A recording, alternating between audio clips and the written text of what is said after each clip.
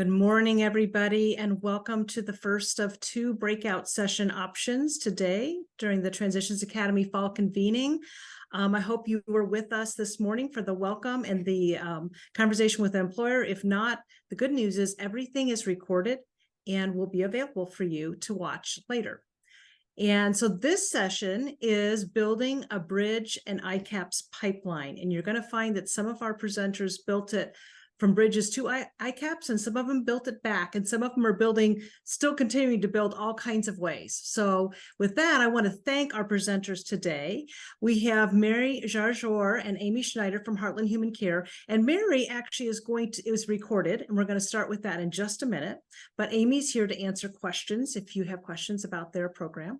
And Jonathan Meter and Stephen Sitt from Puitak are here, and we appreciate them coming. And Tiffany Olson from Oakton College, and Tiffany just told us that some of her other folks are going to be joining us, so we love that. In education, the more the merrier, and we like to support each other, so we appreciate that a whole lot. What the agenda is today is we're going to hear from these three different programs.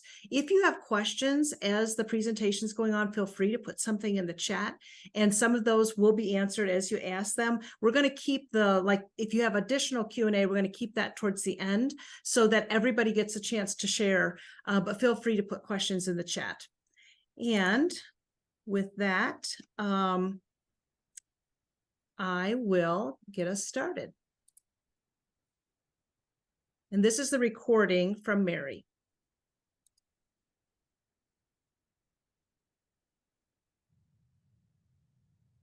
Hi, my name is Mary Jarjour, and in this presentation, I'll be sharing about the stackable credential model we've created in the logistics career pathway here at Heartland Human Care Services. I'll be sharing a little bit about how we created this pipeline of support for our students, our lessons learned, and our plans for the future of this credential model. I'm unable to be with you live today, but a member of our team is, and you'll have the opportunity to ask questions and discuss with her after this video ends. Let's get started.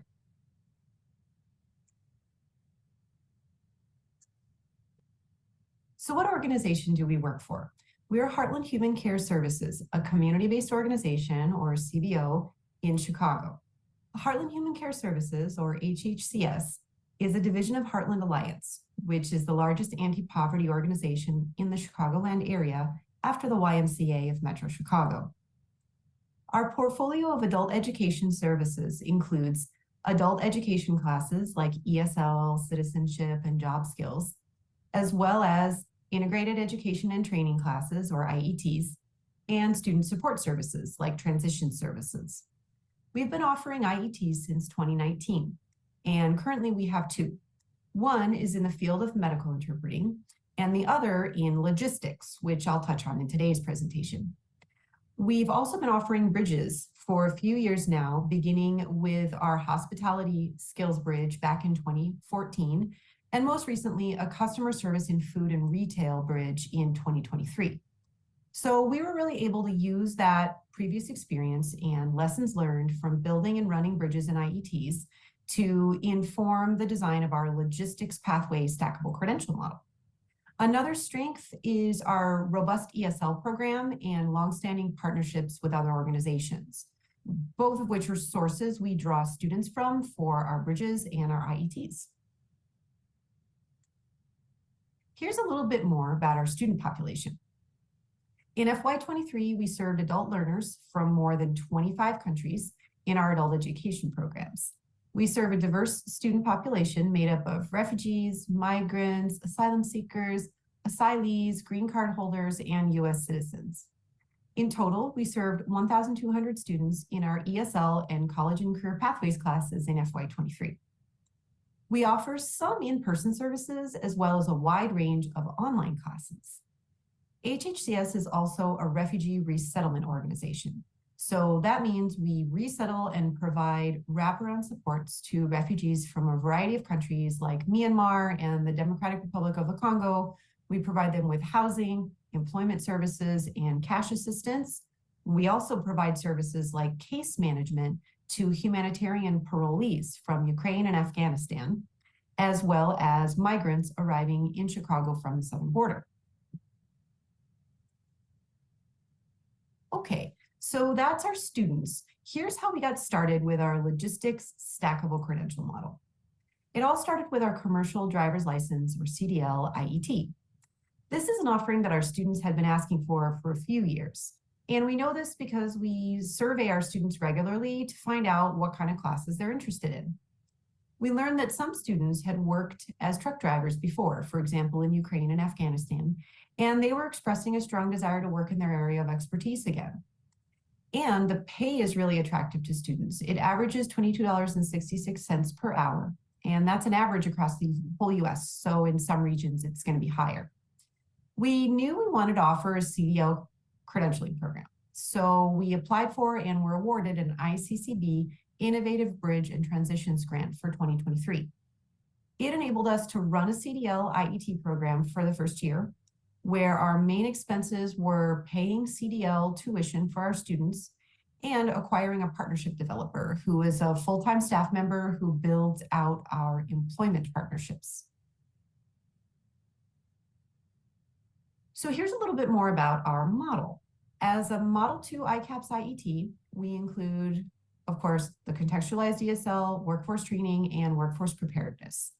In year one, we recruited 20 students for our IET, and those 20 students spent 20 hours with us in an online 3 to 4 week intensive course, where we really get into workforce preparedness as well as contextualized ESL instruction, especially reading and writing.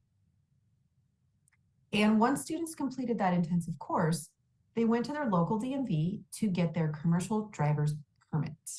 And next they transferred to Bulldog Driving School. That's our partner for the in-depth workforce training part. As a CBO, we have a teaching team with lots of strengths, but teaching the skills of truck driving isn't one of them. So we partner with Bulldog for that. Once the students have transferred to Bulldog, they spend between 6 and 18 weeks there, and we pay their tuition. Generally, students need around 6 to 8 weeks of workforce training instruction, and then they study for and take their exam at the Illinois Secretary of State's office. They pass and become licensed truck drivers. And even after they leave Bulldog, while they're looking for jobs, they receive support from Bulldog and also from us on an ongoing basis. So now I'll share successes from our CDL IET and also challenges that triggered us to build in extra supports and pivot towards a stackable credential model. Here's where we succeeded in our IET. It's been very easy to recruit students. We had a wait list since we started it, really, and the program more or less advertises itself through word of mouth, so that's great. And our partnership with Bulldog Driving School has been productive and mutually beneficial. But here are some challenges. Towards the end of month 7, we looked at our numbers and saw that 11 out of 20 students had completed at that point. And in engaging with those students, our team learned more about additional support needs. So I'll get into that a little bit more on the next slide. So challenges. First, the tuition at Bulldog Driving School is $4,000 per student. And so that really limits the number of students that we can accept into our IET. We try to make sure that the students we accept will finish the IET. And we have pre-screening in place where we interview students about their motivations and also test them using CASA's goals. We need them to score at an NRS level 3 at least in order to be eligible to participate. But as you saw on the previous slide, even with that requirement, around month 7 or 8, we had 11 out of 20 who had graduated and were licensed CDL drivers. That rate of just over 50% was telling us that more support was needed. For example, there were challenges around commercial learners permit acquisition. Some students were struggling with the English needed for that. And among the 11 who graduated, we learned that a couple of them were hired by a trucking company, but then failed during pre-employment training. So we concluded that there are some systemic issues for English language learners, and that's what led us to create the set of stackable credentials as a pipeline of support for our students. So first, we're rolling out a commercial learner's permit bridge class. This is a 12-week class that meets online for 6 hours a week, targeting students who don't yet have the English needed to be successful in truck driver training, but who are very interested in doing so in the near future. It's designed for students at NRS Level 2, and the goals of this class are straightforward. By the end of the class, students will be able to have simple, everyday conversations on the topics of transportation, housing, weather, and so forth. They'll also be able to engage in service encounters with DMV personnel to request a service or fill out official forms. And they'll be able to employ a variety of reading strategies like skimming, reading for detail, and reading for specific information to navigate professional literature, such as the Illinois CDL Study Guide. And each student will create a personalized education and career plan in the field of transportation and logistics. Students use Burlington English to strengthen reading comprehension skills, and financial literacy models are also included. And what's also important here is that at the end of this class, students will go to the DMV, get their permit, and be able to join our truck driver training IET. Second, we plan to roll out a contextualized logistics ESL class for students under NRS Level 2. In this Illinois Content Standards-based ESL class, students will work on fluency, grammar, comprehension through activities that are infused with transportation and logistics concepts and vocabulary. This class targets those students who wish to work in the transportation and logistics field, especially those who've got that previous experience, but don't yet have the English skills necessary to acquire a commercial learner's permit. After completing the contextualized logistics ESL class, students who wish to build on this knowledge will be screened for entry into the commercial learner's permit bridge class. Third, we plan to offer a driver's ed ESL class. Now, you may be thinking, really, a CBO offering driver's ed? But this is something our ESL students have been asking for a few years. And a regular driver's license, also called a Class D license, is required in order to get a commercial learner's permit. Attending driver's ed at a private driving school can be really costly, and the scheduling options there don't always work for our students and their busy lives. So this is really extra frustrating for our students, many of whom were licensed drivers in their countries of origin. And so they have the driving skills, but not necessarily English needed to pass the Class D driver's test here in Illinois. And while many DMVs here in Chicago do offer the regular driver's license written test in languages other than English, the behind the wheel examiners often only speak English. And there's lots of interaction with other DMV personnel that students want to be able to do confidently in English. So in this Illinois Content Standards-based ESL class, we are going to focus on reading, speaking, listening, and writing activities infused with vocabulary, symbols, and concepts from the Class D or regular driver's license written exam. Offering behind the wheel instruction is beyond the scope of this class. So our partnership developer will refer students to local private driving schools where they can complete their behind the wheel training before going to the DMV for their Class D driver's test. Once they have a Class D driver's license, students can choose to continue to our contextualized logistics ESL class or our commercial learner's permit bridge class, depending on their ESL test scores. We're convinced that by building a set of stackable credentials that respond to both labor market demands and our students' clearly stated goals, we're adding value to our students' experience as well as to the adult education ecosystem in Illinois. Thank you for listening to our presentation about our logistics stackable credential model. We hope you enjoyed it. We welcome your student referrals, and we're looking forward to hearing your questions and your feedback. Bye for now.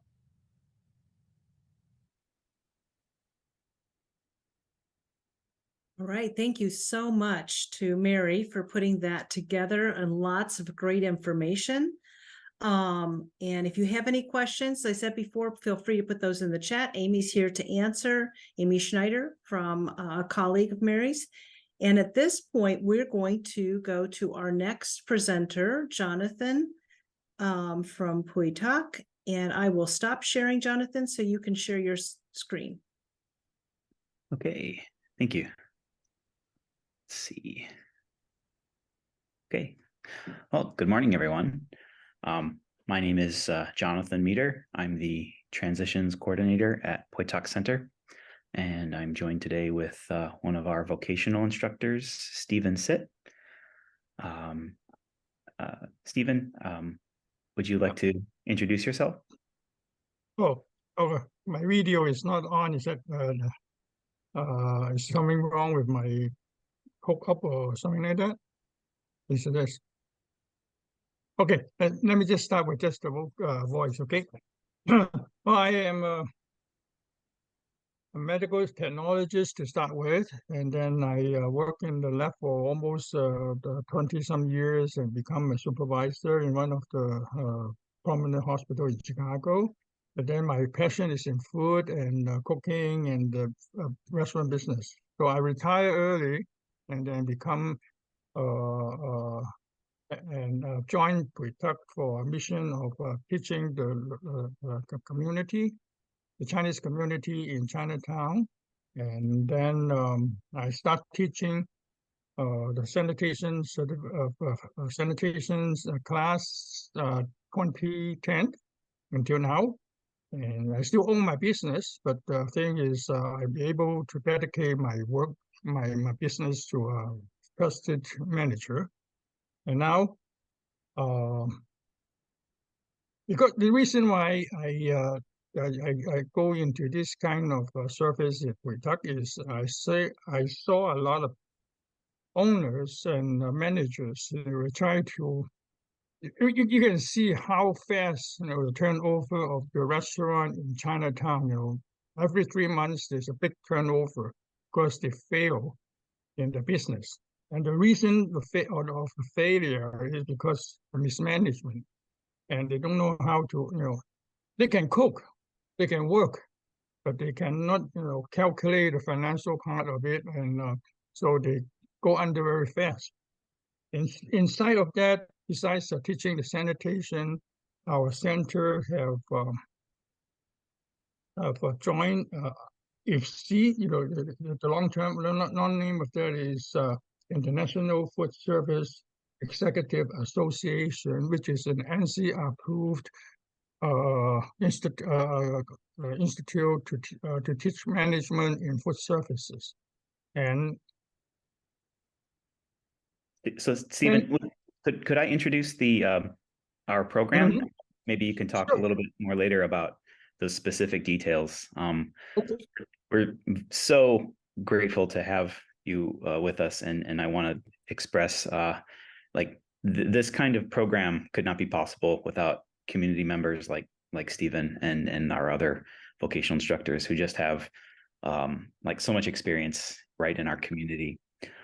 So I'll briefly introduce our program. I should probably say something about Poitok Center. It's a community-based organization in Chinatown, and the vision for Poitok is that it's like a one-stop for Chinese immigrants to come through Chicago. That won't go into the details of the evolution of the Chinese community in Chicago because I'm not really qualified to do that. But Poitok, those Chinese words there mean building virtue, and so that's kind of our vision for what we do.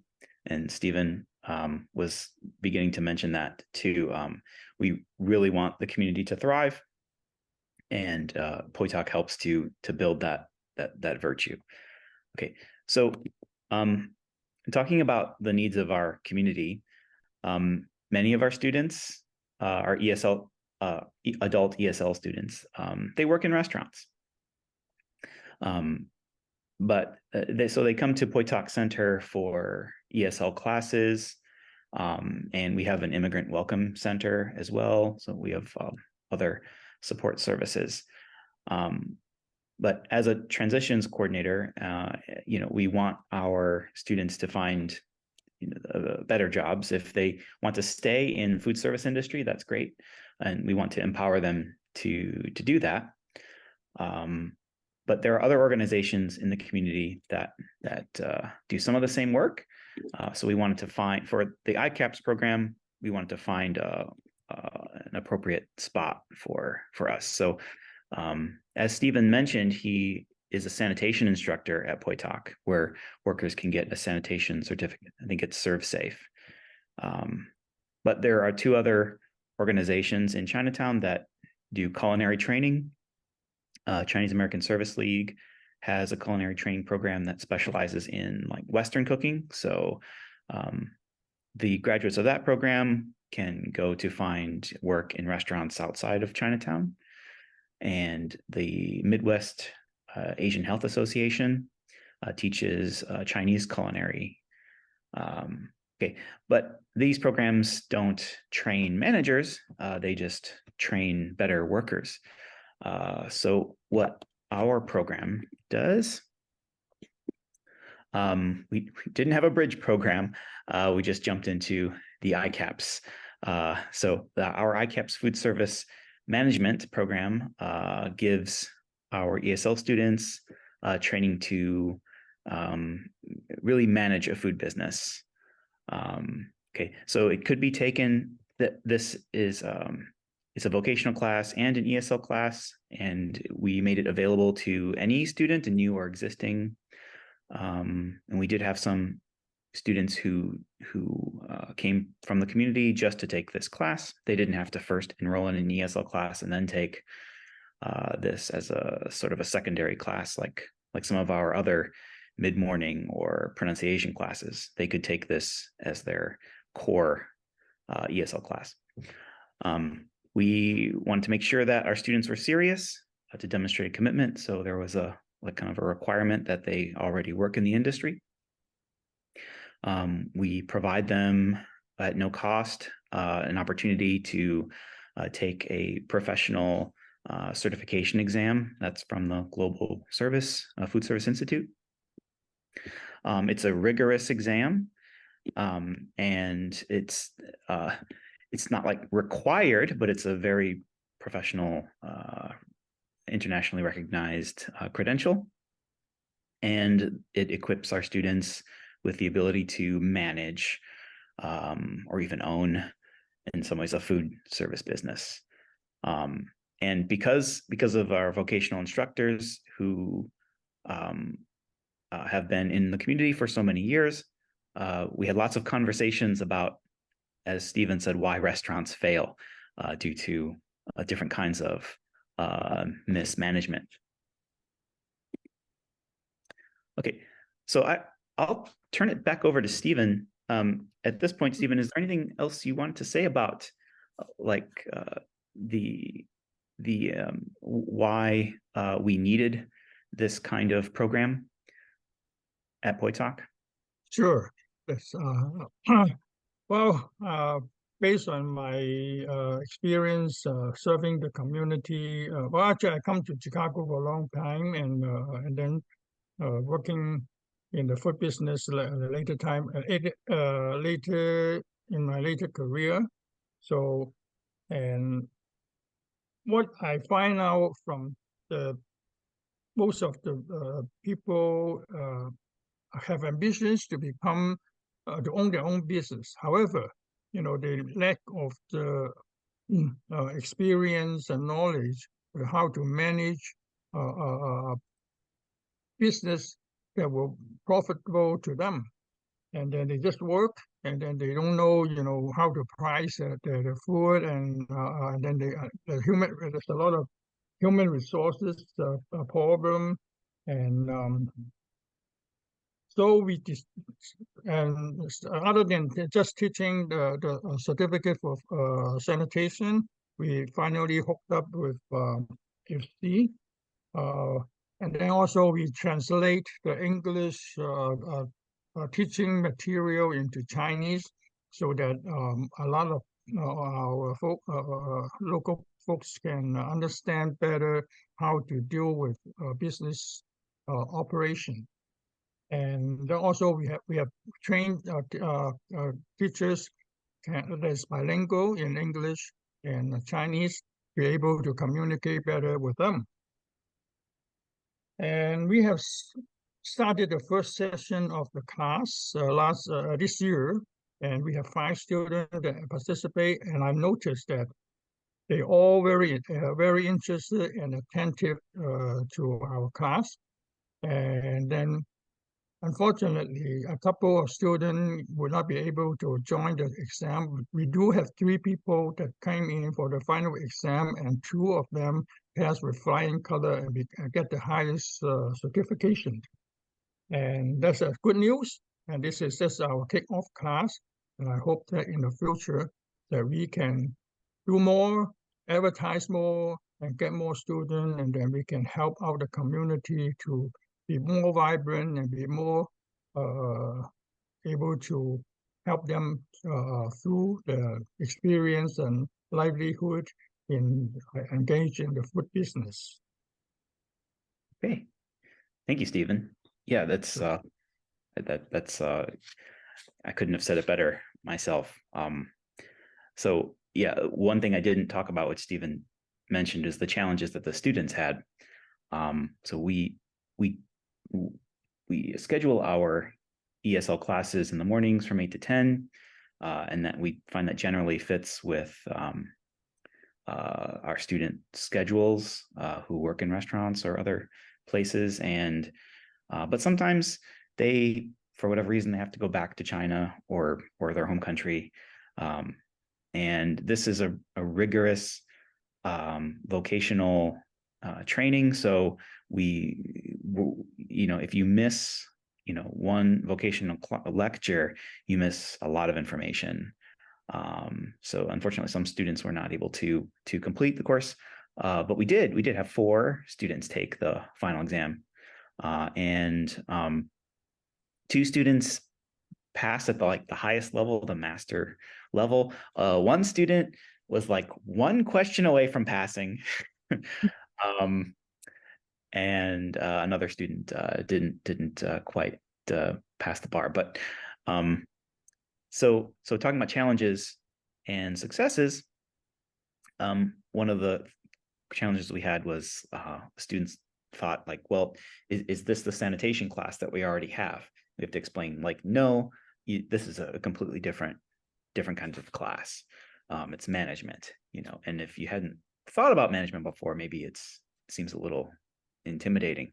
Or maybe you think it's the same as the sanitation, so you don't need to take that. So that was one of those. So for the pilot program, this was the first time we'd run the program as a pilot, and we were finding a balance between ESL instruction and vocational knowledge. So what was going to be the most difficult for the students?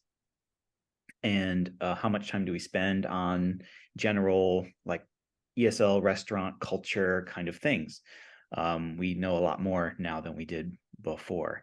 As the ESL instructor, one of my challenges was the students would ask, is this going to be on the test? And, many times it wasn't. We allowed ourselves 2 of our terms, which was about 16 weeks, 15, 16 weeks.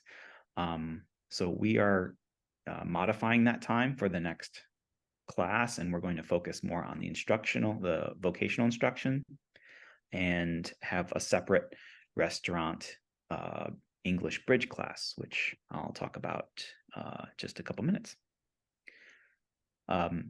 So I need to give props to Walt Schoenfuss, our previous adult ed manager. He's in the top photo, the second from the right. It's really his baby. He planned this ICAPS for about a year, and finally, right before he retired, we were able to run it with some success. And David Wu, our director, on the right too. It was lots of support from him.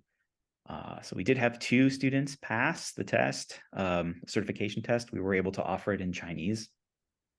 And they have they're master certified food service professionals. So one of the students is already a restaurant owner, and the other was working in a sushi restaurant, a sushi chef, and he is in the process of opening his own restaurant. So we were very happy to equip these professionals to advance their careers. and to provide better service for the community. Okay, so I think in general, what we learned is that the students who are more professional, who are business owners, I shouldn't say more professional, but the students who are business owners, we had 2 of those. They were very engaged, asking a lot of questions. But generally, all the students were engaged. It was a small class, so I think we got to know each other pretty well over those several months. But we need to market our program more and to make people aware, make our students aware, make other organizations aware. And I got an idea from the opening employment conversation. I think marketing to employers would be a better strategy to say that we can provide a better service. It would improve your business to have these workers get this credential. And as always, adults, ed learners enjoy learning from each other's experiences. So with a longer time for class, this 15, 16 weeks, students were able to share a lot of their experiences. I think we all learned a lot. Okay, I think the last thing though, because we didn't have a bridge for this ICAPS, that's the next step. We would like to create a complete pipeline, which would include a restaurant bridge English class, which we would like to develop at the beginning of next calendar year. I think that's all the information I have. Stephen, did you want to add anything? Oh, I'm fine. You know, I think I have presented what I need to say. Okay. Okay, well, we'll leave it there then, and we look forward to your questions. I'll put my contact information in the chat, but we're very happy and honored to be presenting with you today. Hope you enjoyed and got something out of it. If you think of any questions later, we'll be happy to shoot us an email. We'll be happy to answer. Thank you, Jonathan and Stephen. We really appreciate you sharing today.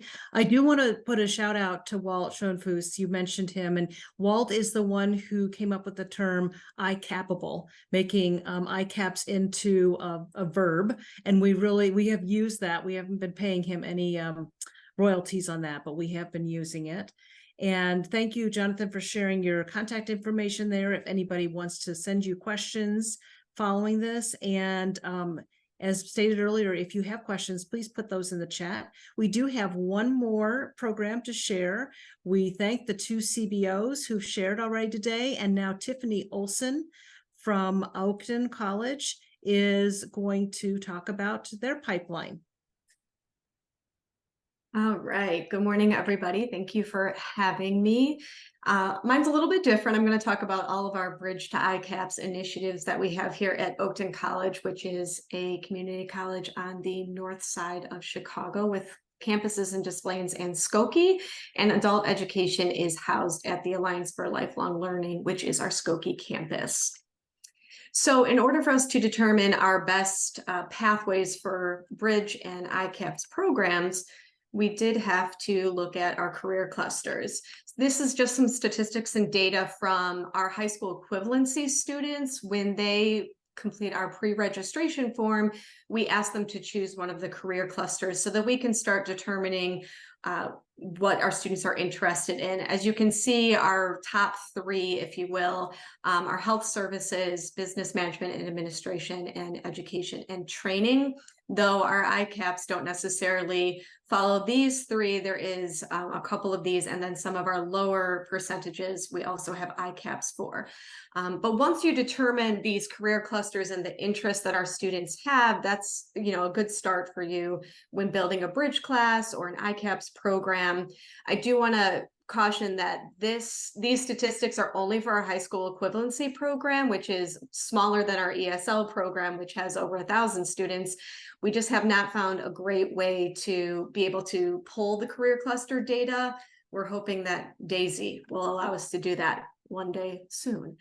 So now that you've got some stats, what do you do? When I started at my position in 2021, there was an IT program already in the works. So we needed to also then look at those career clusters, and is the IT program we currently have working? Is it viable? What does our institution offer in terms of how our students can transition, and what availability is it in terms of the modality of the courses, certificates, stackable credentials? How long does it take?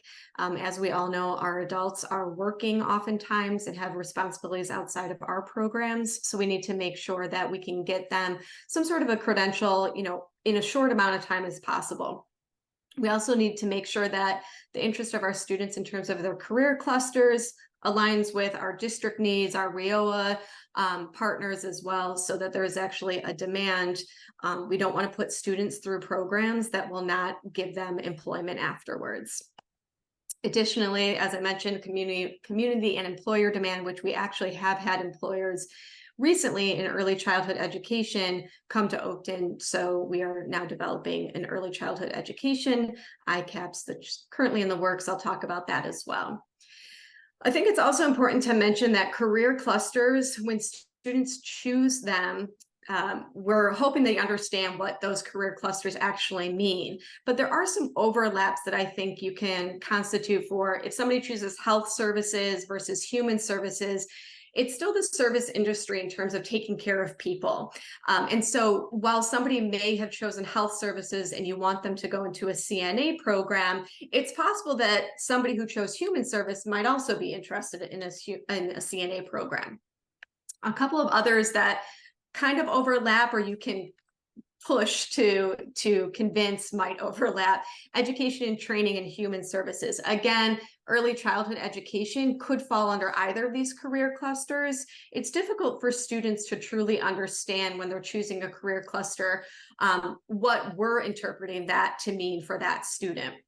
Business management and administration and information technology could have an overlap. As I showed in the previous slide, we have a good percentage that chose business management and administration.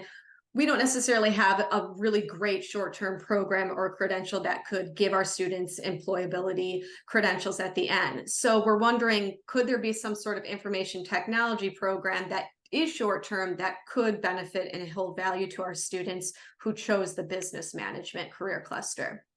Same with science, technology, engineering, and math. Is there an overlap or some sort of common ground with IT in regards to that career cluster? So making sure that just because a student chose a certain career cluster doesn't mean that something that you can offer them in your programs isn't of interest to them. So you want to make sure that you are talking to your students. Where are they working now? What do they want to do? What have they always dreamed of? And what can they commit to?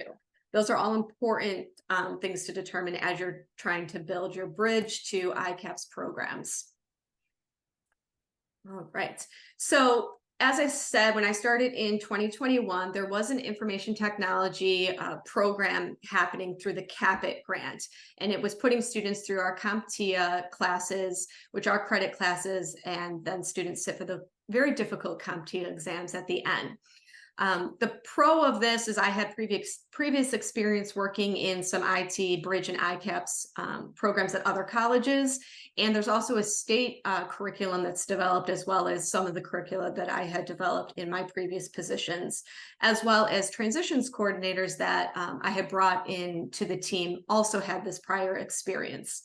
The challenges with an IT ICAPS in regards to CompTIA is that it tends to be at least a year-long commitment. And the coursework is really difficult. So you really have to make sure that students almost have a background knowledge in IT in some way, shape, or form, so that they are not as challenged, but it is very demanding of them. We also have to have the challenge of finding an adult education instructor that has the subject matter expertise or is willing to be able to learn the subject matter. We did not have any interdepartmental relationships with this IT ICAPS that was technically being run, but it wasn't ICCB approved yet. So we were running it, but couldn't count it in our MSGs. So that's part of the work that I came in to make sure we could get that approved. We also looked into basic nurse assistant training. Again, very similar pros. We have a state curriculum. I have previous experience doing healthcare bridges and ICAPS, as do my transitions coordinators. The thing that's nice about going into the health services and health science divisions is that they tend to be short-term stackable credentials, and that's a pro for our students. Again, finding an adult ed instructor that has the background or the willingness to learn about healthcare. We didn't yet have an established interdepartmental relationship with our BNAP program, and we still had not had this as an approved ICAPS. And then we also were running a CDL through a partnership with Viking, and that was a huge pro. There was already an external partnership for the CDL program. We used the state TDL curriculum to kind of bridge into CDL, and it's a very short-term credential that allows students to get a commercial driver's license within a few short months. Once again, the challenge is an adult ed instructor. We didn't have an interdepartmental relationship, and we didn't have this as an approved ICAPS. So my role as the manager of transitions within adult education at Oakton was to start making sure that we have all of this approved through the ICCB so that we can run it and it would count for all the great work that we're doing. So we have to start with step one, which is getting our courses approved and getting our syllabi developed. So one of the struggles is determining if we want our bridge courses to reflect ESL or HSC student populations, because the pre and post test, depending on which student population, is different. I had gone with high school equivalency, the ASE level. What we're learning is that most of our students that go into our ICAPS programs are actually considered our ESL students coming from our ESL classes. So we're trying to figure out how do we change those bridge courses as they're currently approved? Do we add an additional bridge course of the same type, but for ESL? So that's one of our challenges. So with the bridge courses, like I mentioned, we have an IT bridge when I came in, and then we built and developed the healthcare bridge as well as the TDL bridge so that we could get those classes going while we started writing for our ICAPS program proposal and approvals.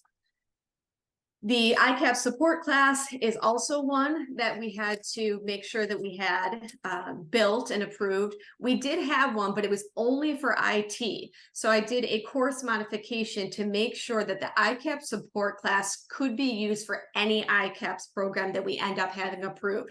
So instead of it being one course for an ICAPS support IT class, we made it viable for whether it be healthcare, IT, CDL, early childhood education, whatever we may develop in the future. This makes our lives a lot easier. So that would be a real big tip that I advise for every program, is make one ICAPS support course so that same course could be used for any program that you're using for ICAPS. The course numbers and the syllabi you're going to need ready for step 2, which is your bridge program proposal. But behind the scenes, as you're getting your course approvals, there are some things that are also being done. I found it really important to make sure that I was building a transitions team that would be able to work closely with me to help support and transition our students as they move in through and out of our programs. I have 2 of them with us today, Laura Demerle and Idri Papanicola, and they have been instrumental in making sure that as I'm getting courses approved, that they are doing what they need to start recruiting students.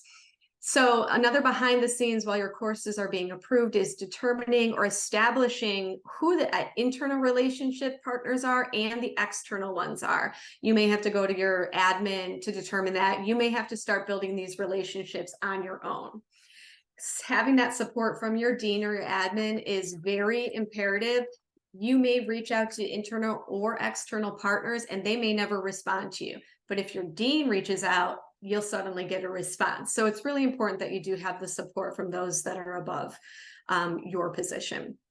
Reaching out via email to your partners to just kind of say a who's who. Here's what's involved. This is the initiative, and this is how we want you to play a role. Then after that initial email introduction, you want to make sure that you're meeting in person so everybody can kind of sit together and talk a little bit more in depth about what the initiative is and how their involvement is, pivotal in the success of the program overall. So you essentially have to sell yourself and your ICAPS to your internal and external partners. So you do need somebody that's good at convincing others of how what we're doing in adult ed will benefit them and make their lives easier, make their programs successful or more successful as well. So this is kind of an ongoing, constant piece of the puzzle. In addition, as your courses are being approved by the ICCB, is you want to start creating a pathway flow chart.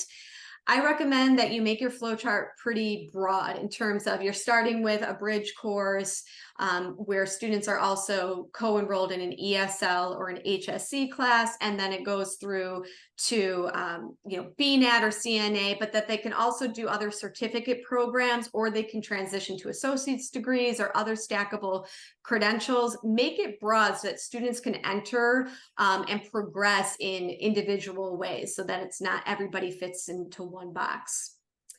You also want to make sure that you are up to date on labor market information so that when you are going for your ICAPS proposal approval, you have that ready to go.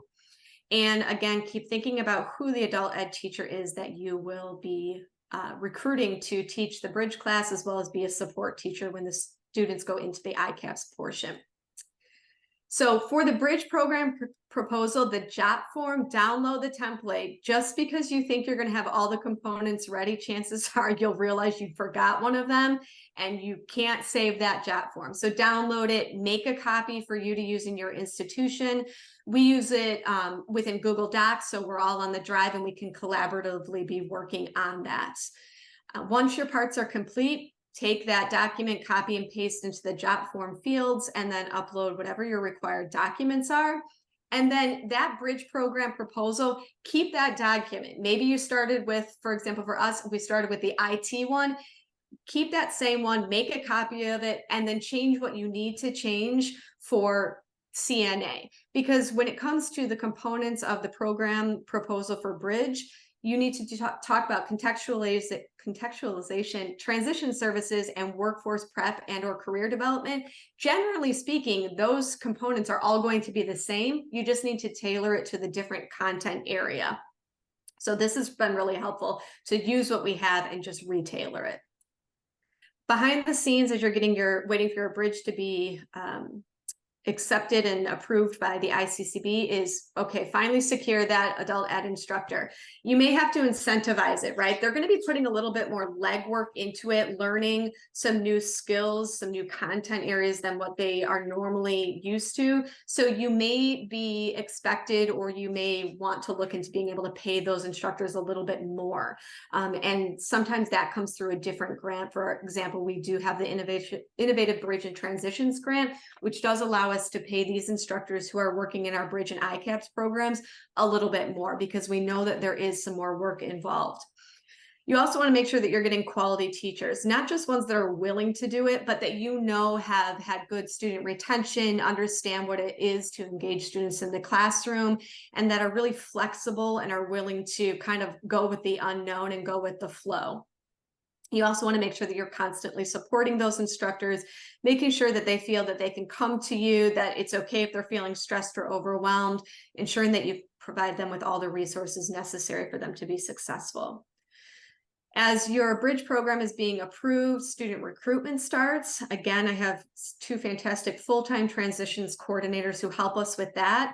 We also got an ICAPS interest form landing page on Oakton's website. This has been really helpful for students to be able to just go and express what they're interested in terms of the current offerings. And then they also have an opportunity to mention a different type of ICAPS or program they may be interested in.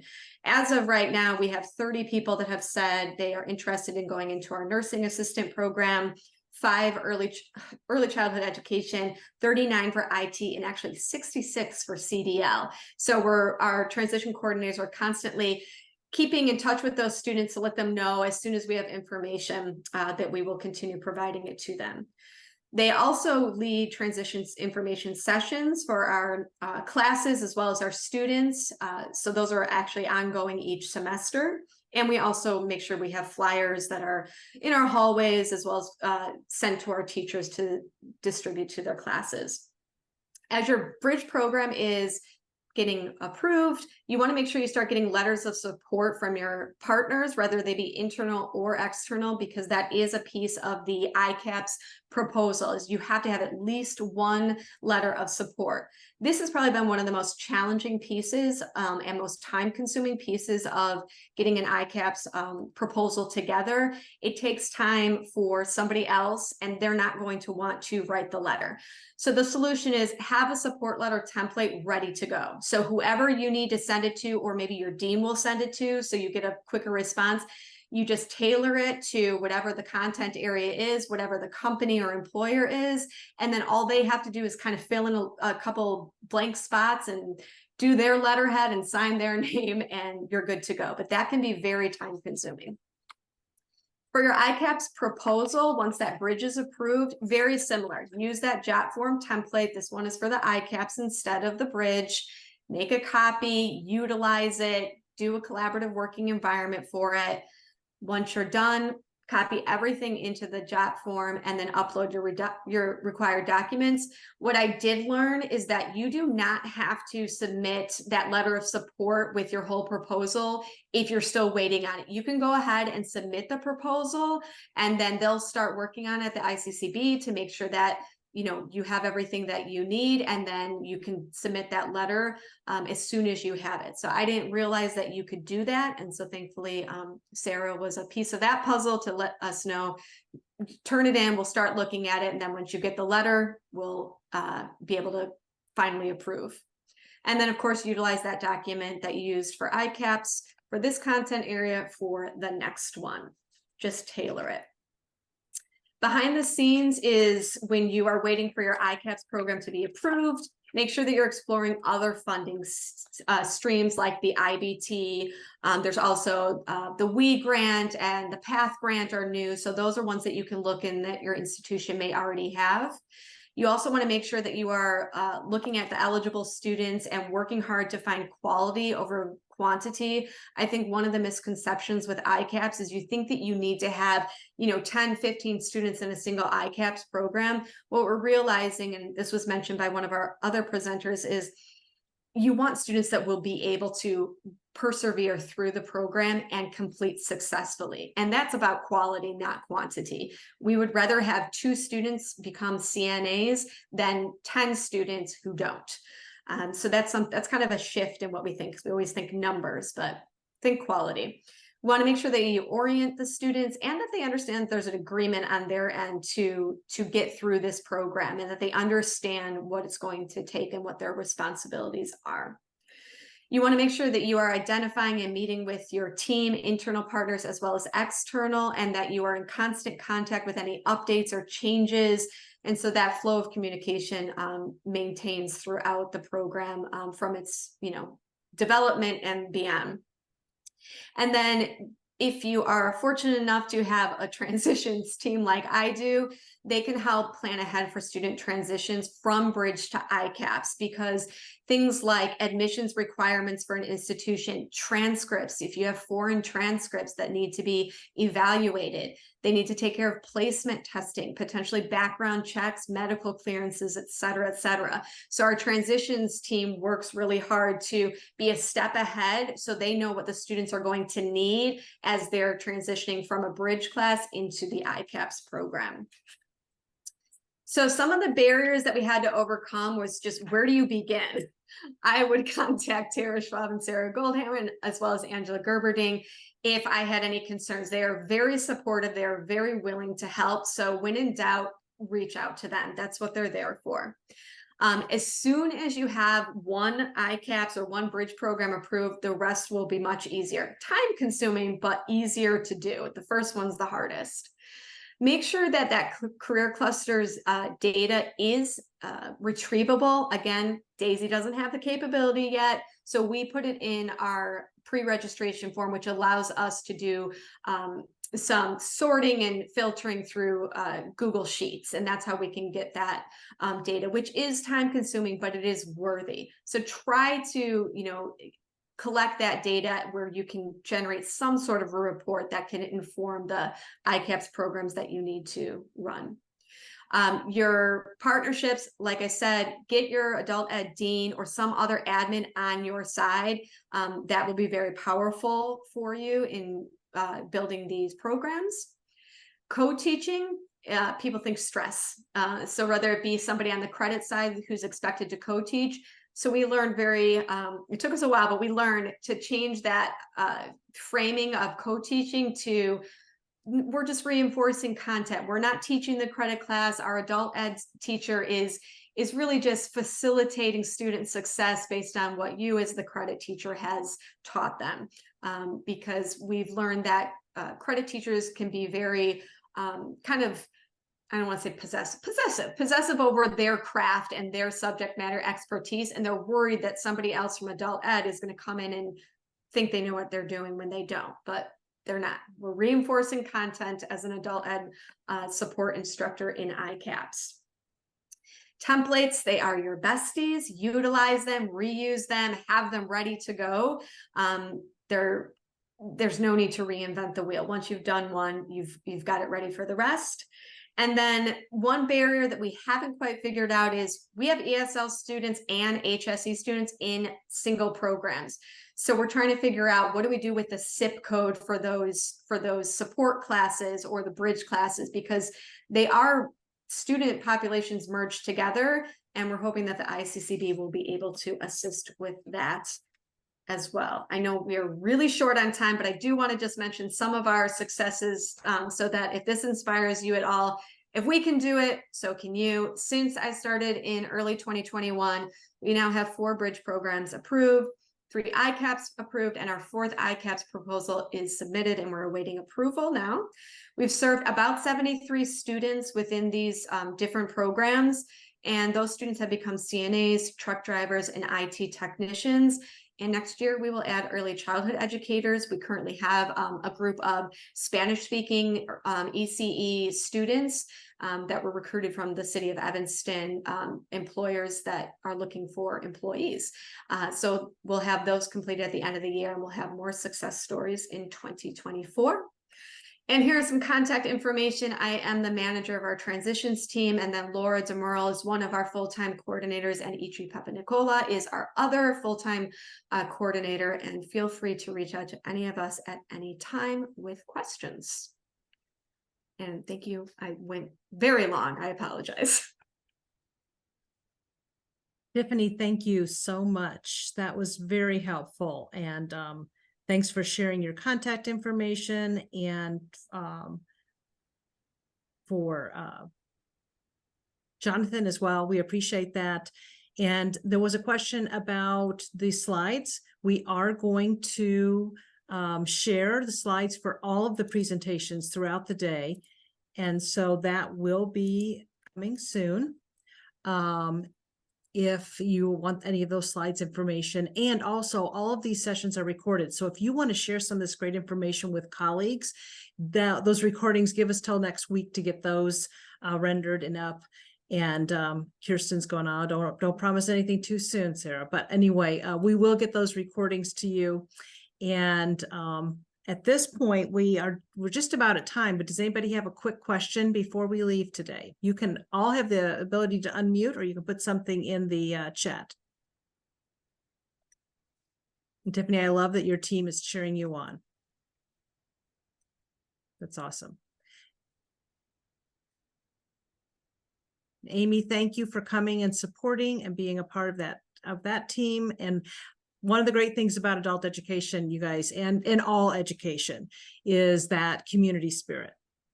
So we appreciate that as well. All right, then thank you guys. Our next session will be starting. We'll have another general session at 12:30. So you have a full hour for lunch. Please take it and decompress a little bit and process the wonderful information that you've been shared today. And at 12:30, we're going to be sharing a ton of resources for you to support you in your development and planning and implementation of bridges and ICAPS. Thanks, everybody. Thank you, Sarah. Thank you, everybody.